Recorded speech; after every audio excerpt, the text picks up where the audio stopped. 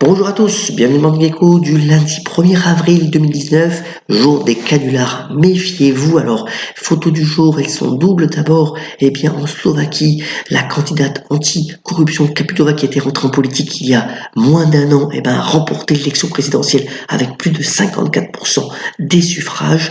Et en bas, donc, le monsieur Zelensky, qui est un acteur de série, est en tête pour le premier tour de l'élection présidentielle en Ukraine.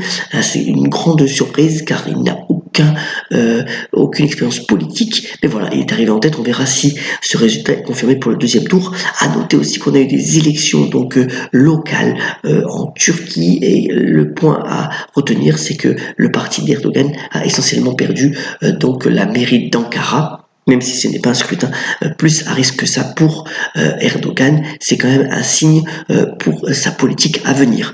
Dans un contexte, bien entendu, où les marchés actions restent euphoriques, et encore ce matin, le premier trimestre 2019 a été phénoménal pour les actions. Alors, c'est bien entendu, et ça, ce graphique le montre, et dû au fait que la fin de l'année 2018 avait été plutôt sanguine. Vous voyez, c'est l'histogramme rouge, alors que de cette année, donc, vous voyez, le SP500, les grandes valeurs américaines ont rebondi de plus de 13%, faisant une tendance plutôt haussière, puisque on revient là depuis 2009, donc depuis 10 ans, un marché haussier assez significatif donc aux États-Unis. Alors, les raisons, c'est essentiellement dû au fait que ce week-end, alors les Chinois sortent des chiffres le dimanche, mais aussi ce matin, les derniers chiffres sortis démontrent une stabilisation de l'économie chinoise. Et vous voyez que le secteur manufacturier, c'est la courbe en jaune, démontre une reprise de la croissance. Donc les usines recommencent à fonctionner en Chine,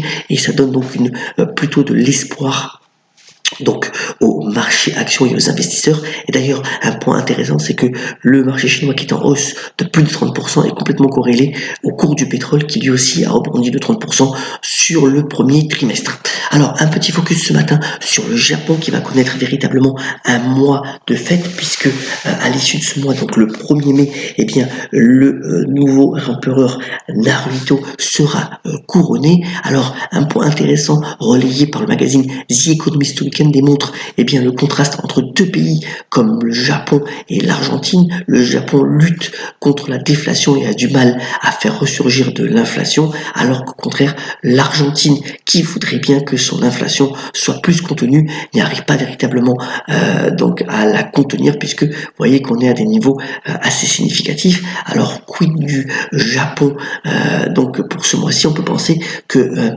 avec toutes ces festivités, nombre de jours fériés, le marché japonais sera,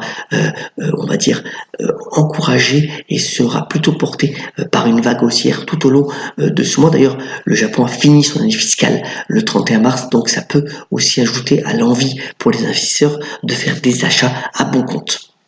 Autre point relayé cette fois-ci par le quotidien Les Échos, c'est le niveau après un trimestre des fusions-acquisitions. Alors, elles ont été très dynamiques aux États-Unis, beaucoup moins en Europe, sur bien entendu de tensions politiques, de Brexit, dont l'incertitude continue d'ailleurs à être complète. Theresa May pourrait proposer un 4e plan cette semaine, mais enfin, rien n'est moins sûr. Voilà, donc beaucoup plus d'opérations intéressantes outre-Atlantique, notamment avec la dernière dans l'assurance santé entre Wellcare et Centene pour 15 milliards de dollars. Beaucoup moins dynamique en Europe, et sur le reste du monde, c'est assez stable.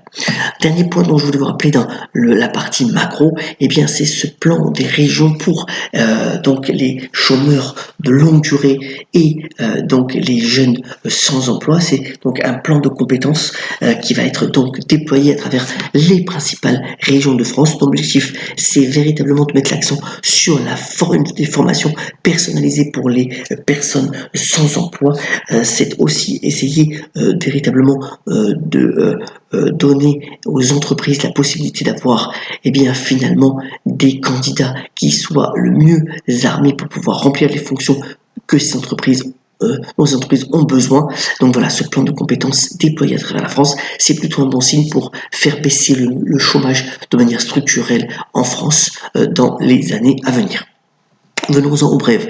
D'abord, bien entendu, dans le secteur automobile, ça bouge pas mal. Alors, PSA, donc Peugeot, Citroën, DS et Fiat Chrysler pourraient créer donc une super plateforme en commun. Alors, c'est plutôt un bon signe. Ça concernerait essentiellement les véhicules électriques, mais ça a véritablement dans le signe de rapprochement dans le secteur automobile pour pouvoir faire face aux challenges importants entre les voitures autonomes et les voitures électriques. Donc on verra les réactions boursières des deux groupes à l'ouverture tout à l'heure.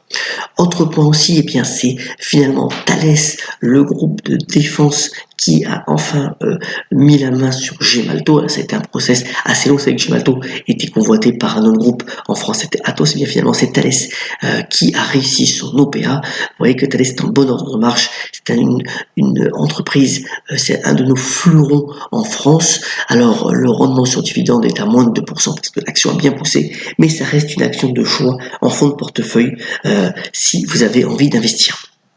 Autre point aussi, toujours dans les restructurations, alors c'est toujours dans le secteur agroalimentaire où ça bouge pas mal, aux États-Unis, ce serait Kellogg's qui pourrait vendre sa marque célèbre là-bas, qui s'appelle Kilibert, au groupe Ferrero, donc italien, qui notamment fabrique et commercialise le Nutella. Ce serait une transaction entre 1 et 1,5 milliard de dollars. Donc voilà, Ferrero continue à faire ses emplettes pour les groupes agroalimentaires américains qui sont un petit peu en difficulté ces derniers temps.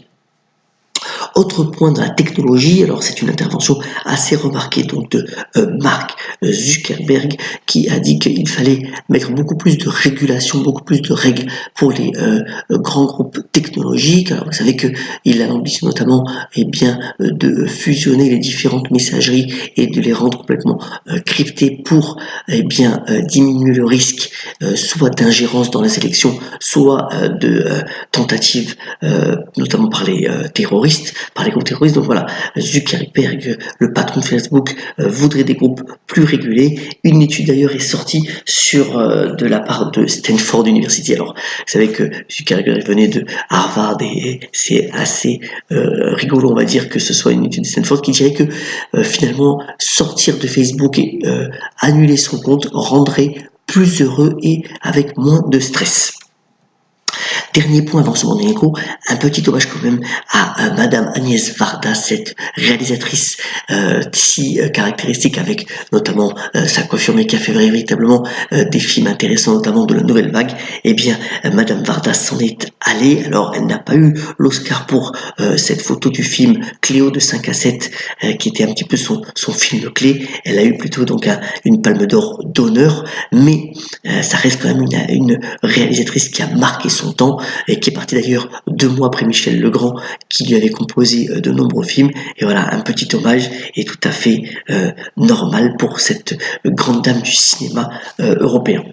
Voilà pour l'essentiel de l'actualité. Bien entendu, on termine ce Morning Echo par la citation du jour. Elle nous vient d'Edmond Rostand, notamment avec cette citation dans Cyrano de Bergerac qui a dit « Il n'est de grand amour qu'à l'ombre d'un grand rêve ». Je vous souhaite une excellente journée, une très bonne semaine.